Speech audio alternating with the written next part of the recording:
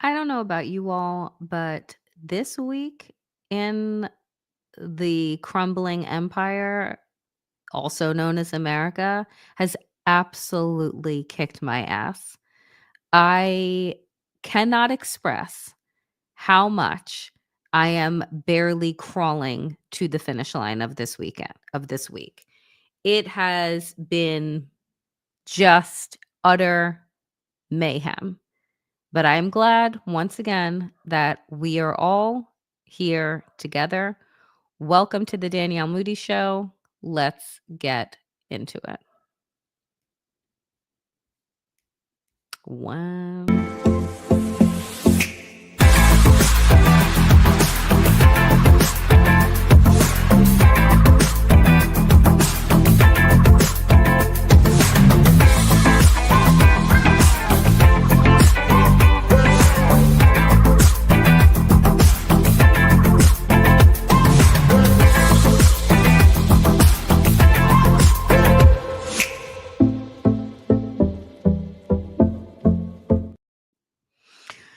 So, unfortunately, we're going to start out today with some terrible breaking news because what other type of breaking news is there here in this fucking country these days?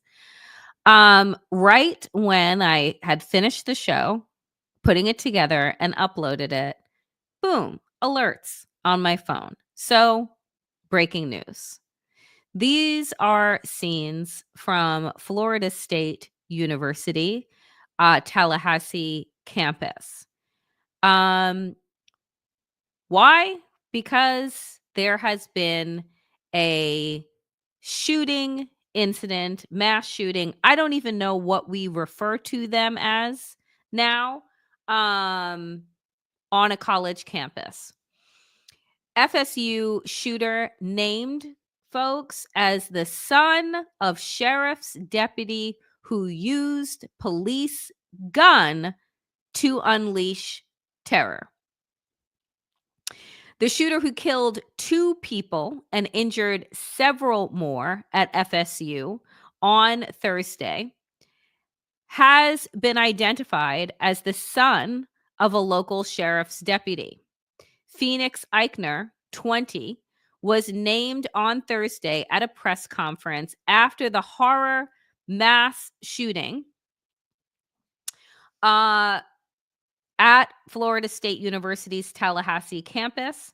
Officials said his mother is a Leon County Sheriff's deputy, and he was a member of the office's youth groups.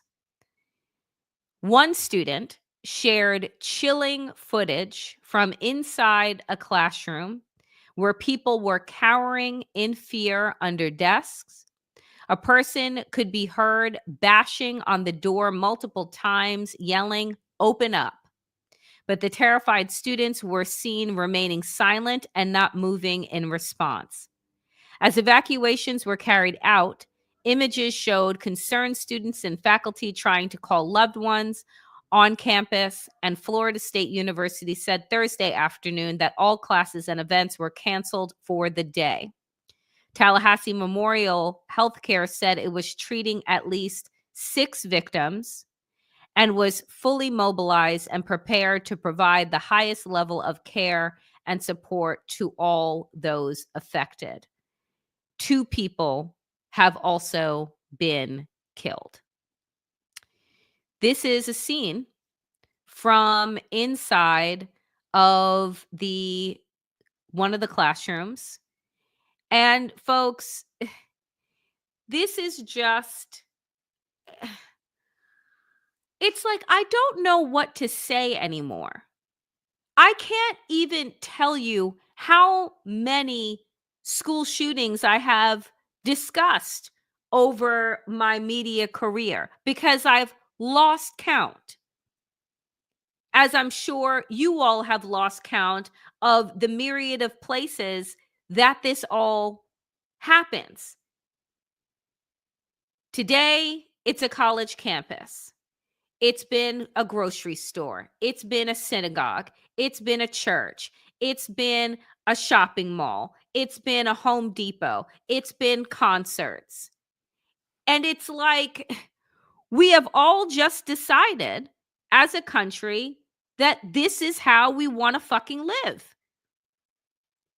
And, I'm from the generation that did not have shooting drills. We had fire drills. And how many generations of students now have had active shooting drills as a part of their norm that they don't even know that, like, that used to not be the norm for, I don't know, nearly half of my fucking life. But this is where we are. And every other industrialized country has managed, after one mass shooting, to ensure that it never happens again. In America, you know, we're just like, just another day, because it is more important for people to have access to AR-15s, weapons of mass destruction, handguns, etc., than it is to keep our children safe. And I will say this, which I say often, that after Sandy Hook, Sandy Hook for me was the moment when I realized that America was never going to do anything about mass shootings. Because when you can allow for classrooms of middle class white kids in Connecticut, because we know that race and location matter in this country. So let us not pretend that it doesn't. When you can allow white middle class kindergartners to be gunned down in their classrooms alongside their teachers and not do any fucking thing about it, then you know that this country is just lost. The children who died in Sandy Hook should be in college right now. And unfortunately, those that did survive, this could have been their second or third school shooting. Imagine that. And this is what we have made the norm in this country. And friends, before I dive into more of today's breaking news, please do take a moment to subscribe, like, and comment. I am doing my best to get to 25,000 subscribers on this channel. Right now, I think we are at 22.7. So please do, if you have not already, subscribed, and make sure that you feed the algorithm fairies by liking and commenting. And make sure you never miss an episode. Hit the bell in the upper right corner so that you set a reminder. All right. So back to our regularly scheduled hellhole, which is America. So FYI, if you ever see a white woman on the news wearing a cross, know that she's about to say some sinister fucking shit.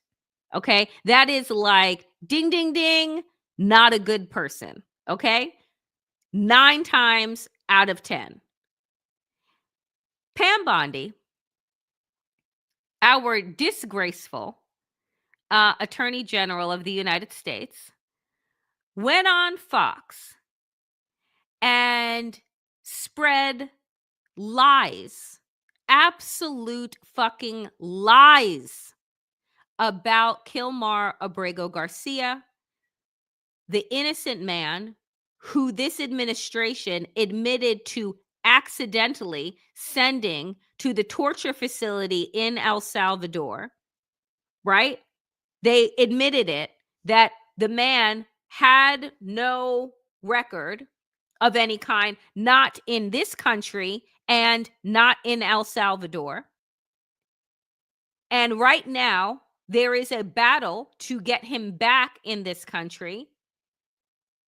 And this is what this effing piece of shit said on Fox. I'm sorry. Brace yourselves. Maryland is safer because he is gone, and that woman that he is married to and that child he had with her, they are safer tonight because he is out of our country and sitting in El Salvador where he belongs.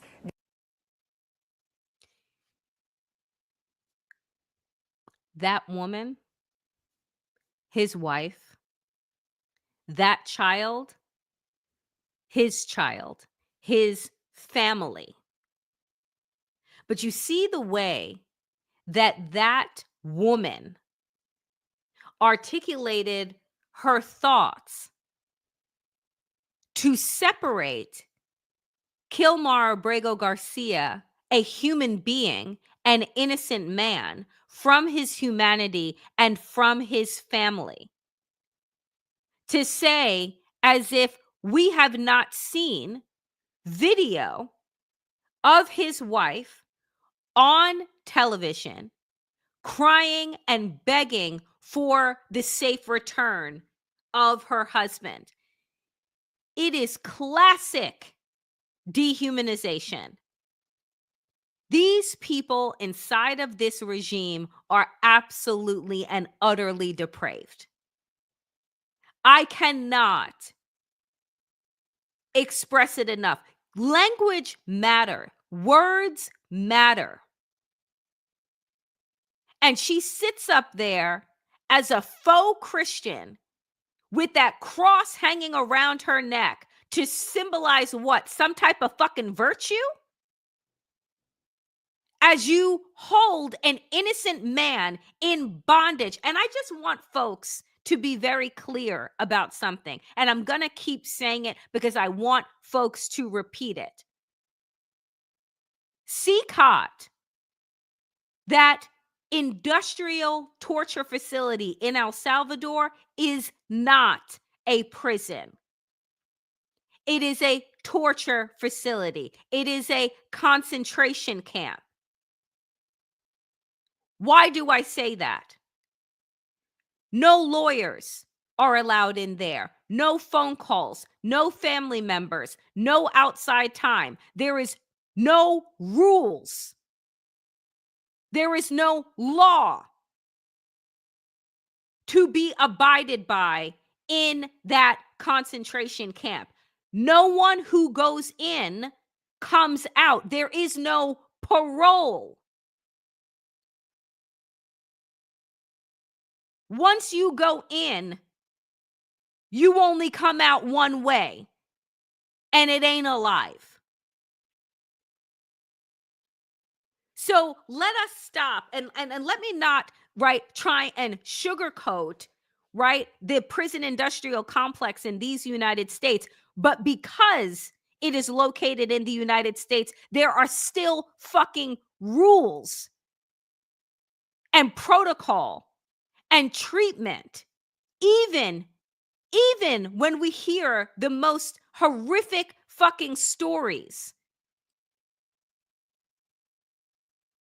There are access to lawyers and parole and family to be seen, phone calls that can be made. The place that Donald Trump sent $6 million of our tax dollars is a torture facility. And the pictures and the images that are coming out of that place have kept me up all week with the inability to sleep. Because all I keep playing in my mind is Donald Trump saying to Nayib Bukele, homegrowns are next. Homegrowns are next. Build 5 more.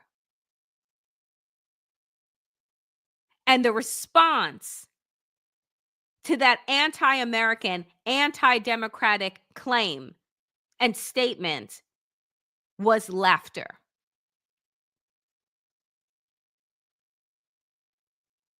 Pam Bondi is a monster.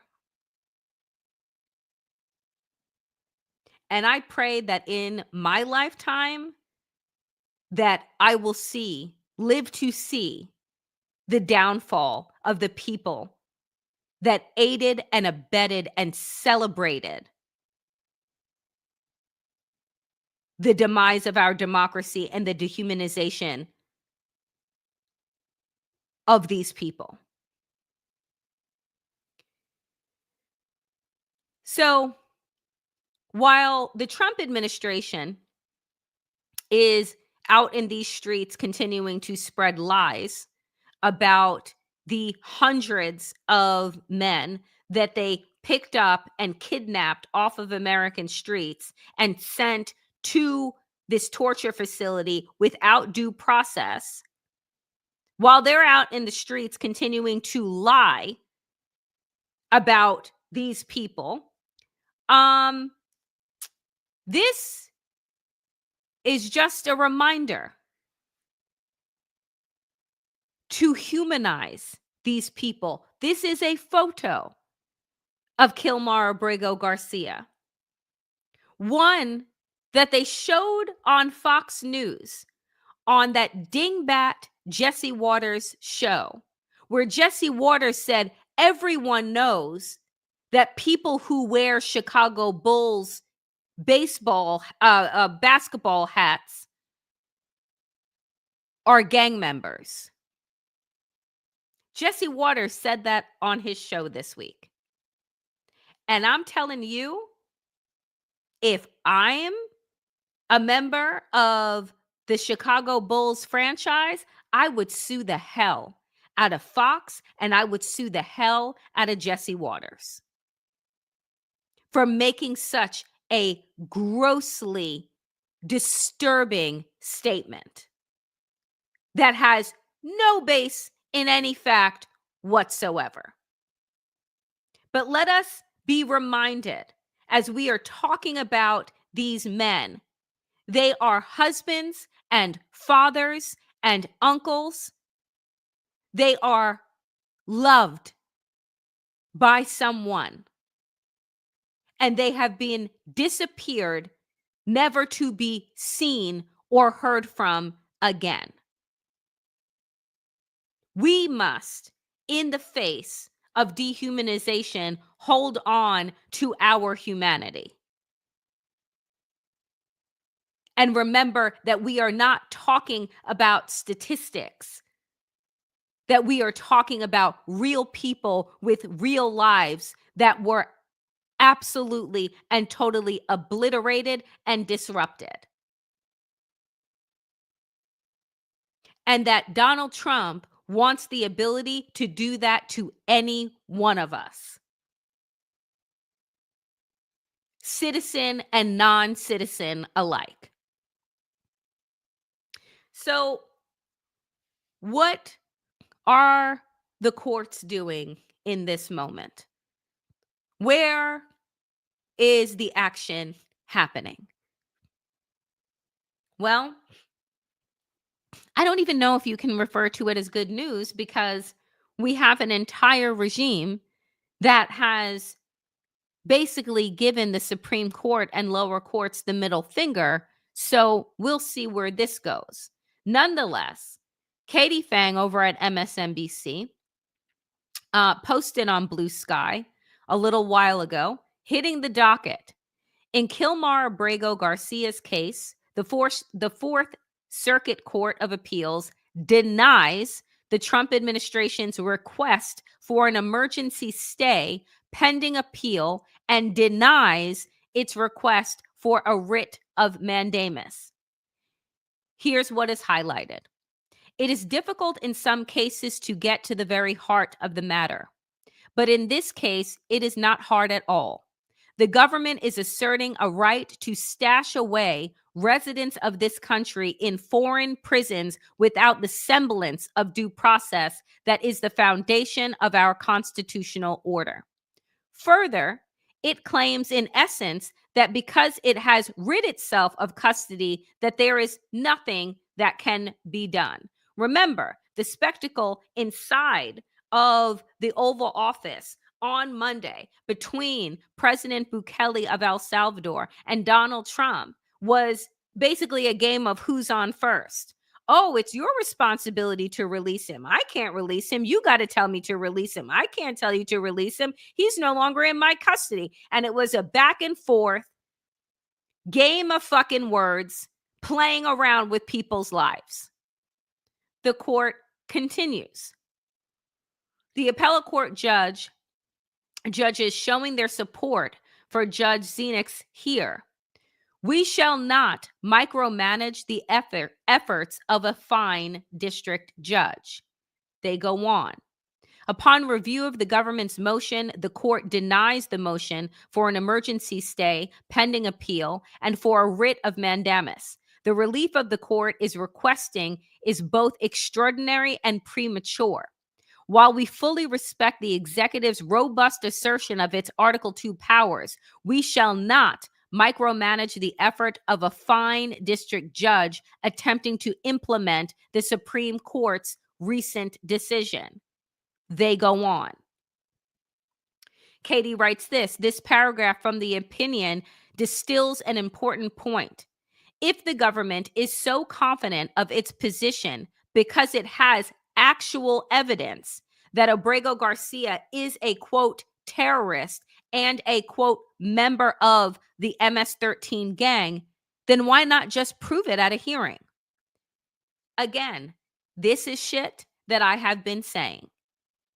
No one would go against you if, in fact, you say, here is all of the evidence. Every single one of those men that we loaded up on those planes in an absolute Hollywood-style dictator spectacle are dangerous, violent criminals who are in the United States illegally. If you had, I don't know, done due process, had evidence and proof of that, and that you were just sending these quote unquote criminals back to their country, you have that evidence, then just show people, right? We're supposed to take this administration who in their first term invented the term alternative facts, we're supposed to just take their word for it? Oh, they're brown men with tattoos, so that automatically means that they're a part of a gang? And we're just supposed to go, yeah. Not all of us have lost our critical thinking skills and our cognition vis-a-vis watching Fox News. So this is what the court said. The government asserts that Abrego Garcia is a terrorist and a member of MS-13. Perhaps, but perhaps not. Regardless, he is still entitled to due process. If the government is confident of its position, it should be assured that position will prevail in proceedings to terminate the withholding of removal order, requiring that the government prove by preponderance of evidence that the alien is no longer entitled to a withholding of removal. Moreover, the government has conceded that Abrego Garcia was wrongly or mistakenly deported, why then should it not make what was wrong right? Anyone? Anyone? So Katie says this: the Fourth Circuit makes it clear that the Supreme Court's decision, quote, does not, however, allow the government to do essentially nothing, which again reminds you that that is exactly what Stephen Miller said in the Oval Office on Monday. He said the Supreme Court, quote, sided with us meaning the Trump administration, in a 9-0 ruling, saying that basically we don't have to do anything. Who else repeated that bullshit? Oh, the bobblehead press secretary. Katie goes on to say that facilitate, as the Fourth Circuit Court understandeth, is an active verb.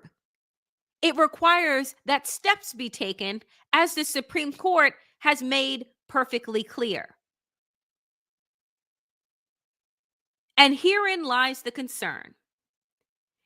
If the Trump administration can do this to Kilmar Abrego Garcia, what makes you think they won't do it to American citizens?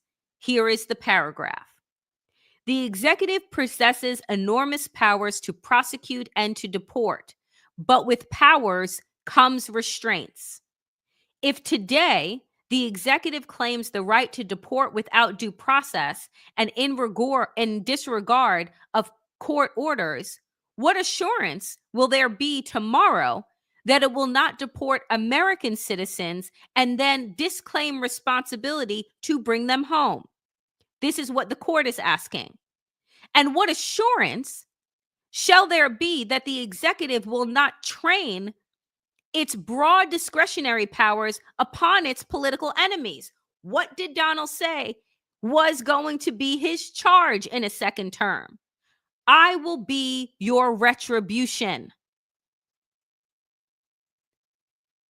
The court goes on to say the threat, even if not the actuality, would always be present, and the executive's obligation to take care that the laws be faithfully executed would lose its meaning, meaning that we would be where we are, which is in the midst of a constitutional crisis. And so the court made very clear today. The Supreme Court told you to facilitate this man's return. You must, in fact, facilitate this man's return. Now, what did I say yesterday for those that were here? I said that this administration hopped into action to bring an alleged rapist and sex trafficker, Andrew Tate, and his brother home from foreign custody, and they flew them in with our tax dollars directly to Mar-a-Lago. Donald Trump intervened in their prosecution and brought them back to the United States. So you're telling me that Donald Trump could do that for alleged sex traffickers and alleged rapists, but you can't do that for a man who your own government, your own administration said they deported him wrongfully. Make it make sense. Make it make fucking sense, because it does not. But exactly what the court was warning about, if Donald Trump can do this to Kilmar Abrego Garcia, what's to say that they can't do it to a U.S. citizen? Case in point, here, US born man held for ICE under Florida's new anti immigration law. Read that again. US born, AKA an American citizen, held for ICE under Florida's new anti immigration law. Leon County judge says she was obliged to ignore his documented proof. So for those saying it can't happen to us, me, you, because we're American citizens, this is the mother of the young man, American citizen, who was born in Georgia, who is being held in an immigration detention facility. Juan Carlos Lopez Gomez, a 20-year-old U.S. citizen, was being held in the Leon County Jail Thursday, charged with illegally entering Florida as an unauthorized alien, even as a supporter waived his birth certificate in court. The man, who was arrested Wednesday after a traffic stop in which, wait for it, he was the passenger on his way to his job in Tallahassee, is set to remain in jail for the next 48 hours, 2 days, waiting for federal immigration officials to pick him up, even though Leon County authorities dropped his first-degree misdemeanor charge.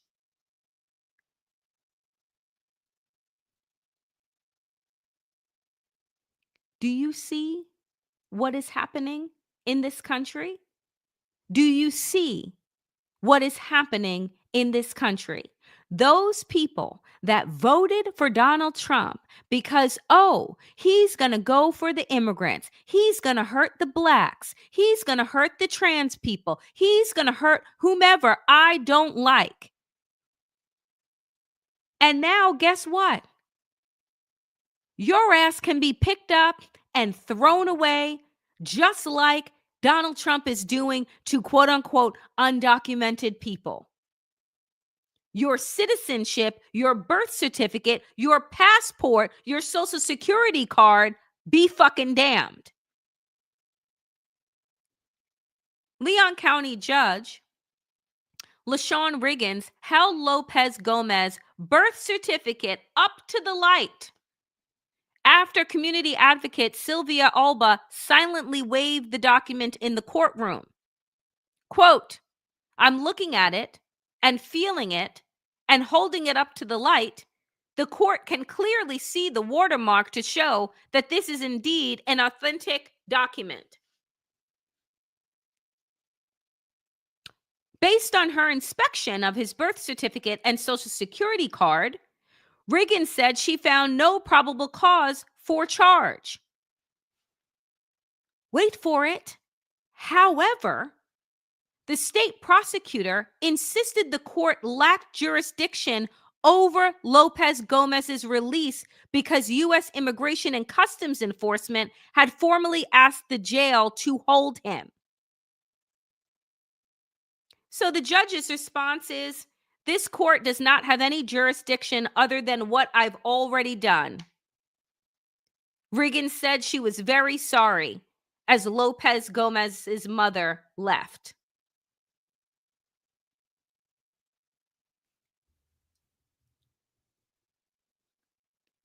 Your birth certificate, your social security card, your passport, the fucking doctor that birthed you, and the hospital, none of it matters in Trump's America. None of it matters. It is Martin Niemöller's poem, First They Came For, come to life. And we hit 100 days next week. We are still counting days here, folks. And the Constitution and the rule of law is just summarily fucked at this moment. So just know, my brown folks, my black folks, my Muslim hijab wearing sisters,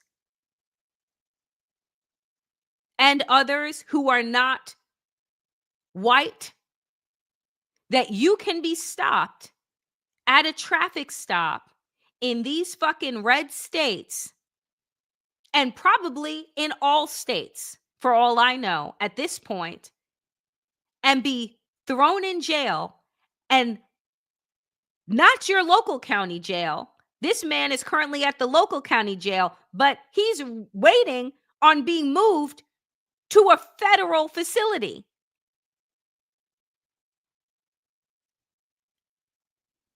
And it doesn't matter if you're a citizen or not. So when Donald Trump says the homegrowns are next, he's not just talking about what? Those that disagree. He's talking about any person of color, because they are on a mission to re-whiten America. This is their white nationalist fascist agenda, and it is coming to life. And if you think for a moment, no, but the courts, but the Supreme Court,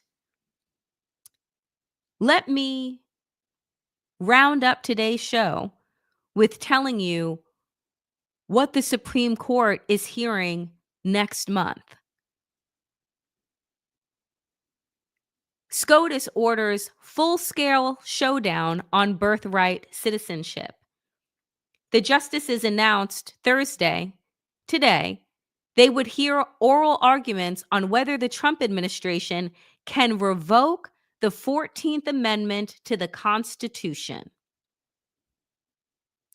The Supreme Court will decide whether the Trump administration can ban birthright citizenship as guaranteed by the 14th Amendment of the Constitution. On Thursday, the court announced that it would hear oral arguments on May 15th regarding whether the Trump administration can unilaterally end birthright citizenship, a policy Trump sought to implement via executive order. The court further declined to lift the lower court injunctions against the executive order, because the lower court already said, nah, you can't. And I'm putting a temporary restraining order on your ability to just do away with the 14th Amendment of these United States. The Trump administration asked the Supreme Court, well, while you're busy deciding it, can you lift the pause so that we can continue with our purge?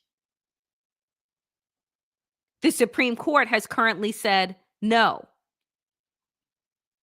On his first day as president, Trump signed an executive order declaring an end to birthright citizenship for babies born in the United States to parents who are not citizens or legal permanent residents, i.e., hold a green card. The attorneys general of 22 states challenged the legally dubious order in court, which directly contradicts the Constitution's 14th Amendment, and lower courts have since blocked Trump's executive order. Ratified after the Civil War, the 14th Amendment states that, quote, all persons born or naturalized in the United States and subject to the jurisdiction thereof are citizens of the United States and of the state wherein they reside. Courts have interpreted the amendment to afford automatic citizenship for almost every child born in the U.S. over the past century. I cannot express enough. America, girl, you in danger. In less than 100 days, Donald Trump has defied the Supreme Court, defied lower federal courts, has kidnapped hundreds of people,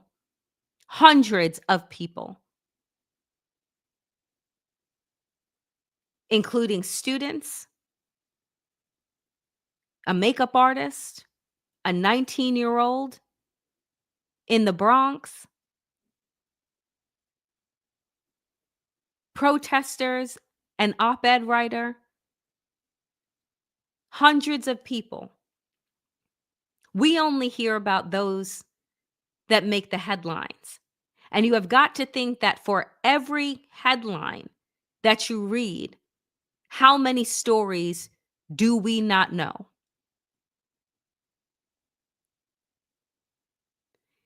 They are coming for all of us. No one is safe. And so if we do not begin to take unified action, there will be nothing left. Not in 4 years, folks, by the end of this fucking year. As your neighbors, your friends, your co-workers, and then you are disappeared.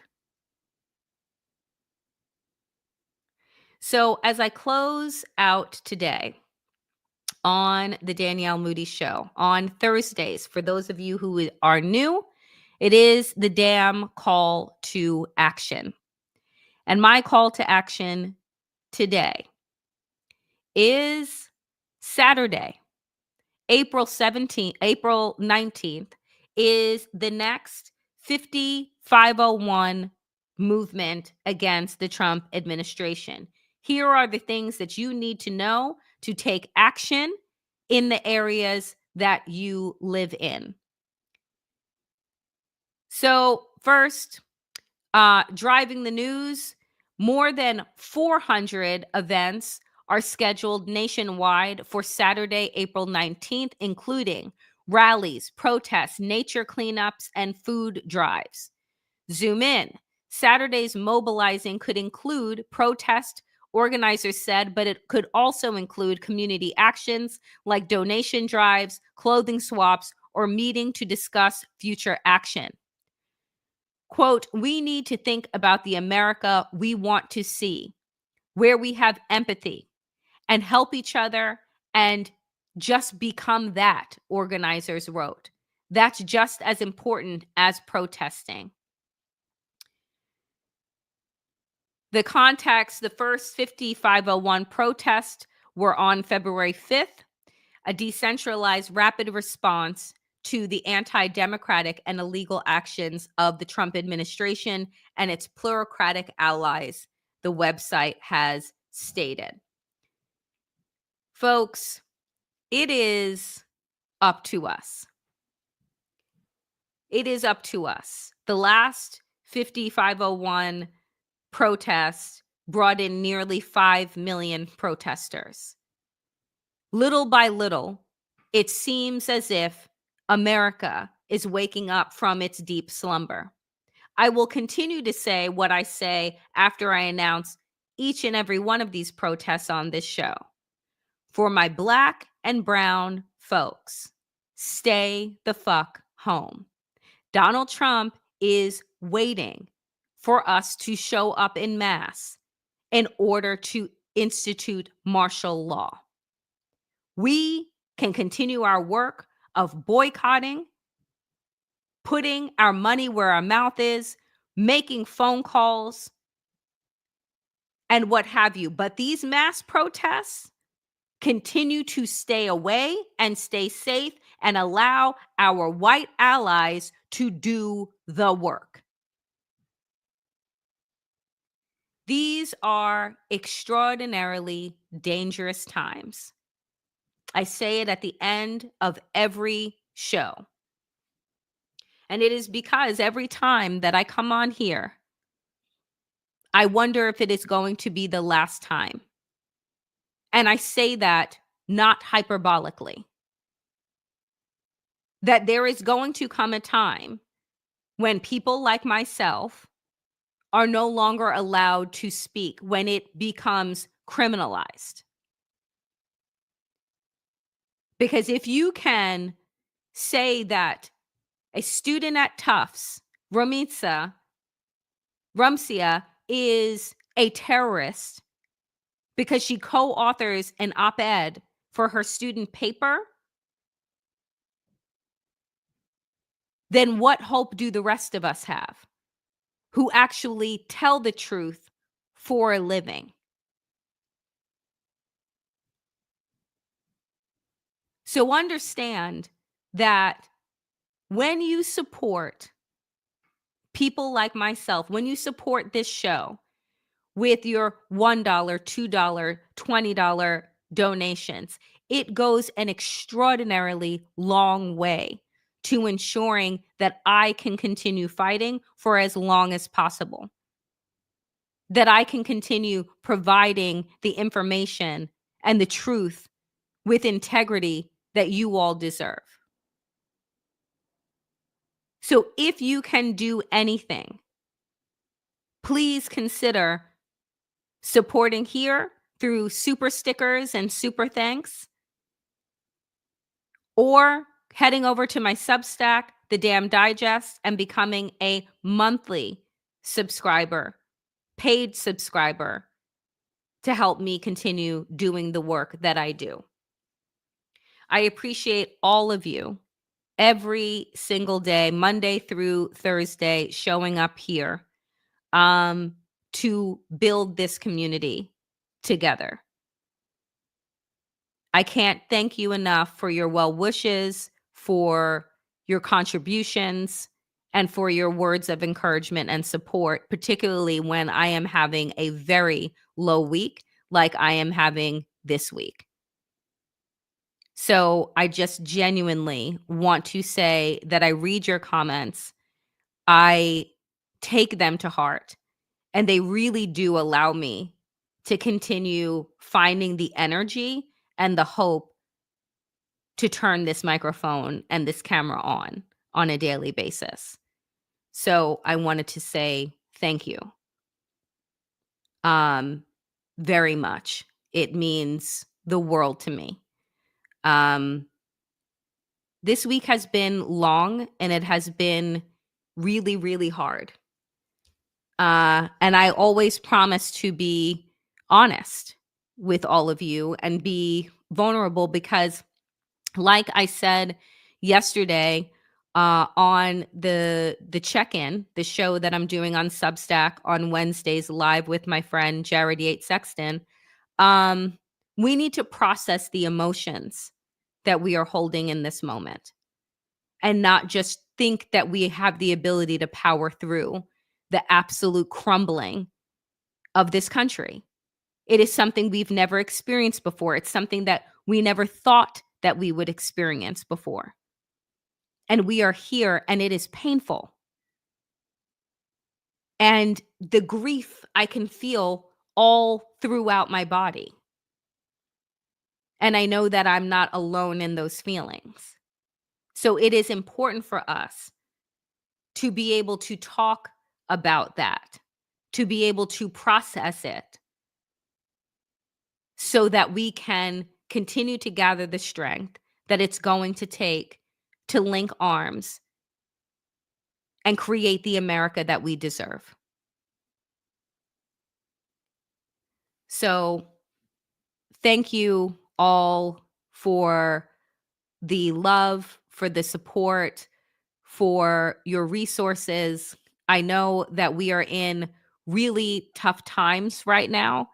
And it means the absolute world to me, that we continue to build something here. This isn't just a show to me. It isn't just my work. It is my calling, because I believe that I was put here to teach, right? To be of service. And that is what I will do until I can't. That is it for me today here, friends, on the Danielle Moodie Show. As always, power to the people and to all the people power. Get woke, stay sane, and in these extraordinarily dangerous times, dear friends, do stay safe. I will see you back here tomorrow, 12 p.m. Eastern, with Wajahat Ali for Democracy-ish. And if you want a sneak peek of our conversation, Waj and I did our first Substack Live, and it is up on both of our Substack pages, the Damn Digest for me and the Left Hook for Waj, so you can check that out as well. I appreciate all of you. Take care of yourselves, take care of your mental health, and take care of each other. See you tomorrow. Be well.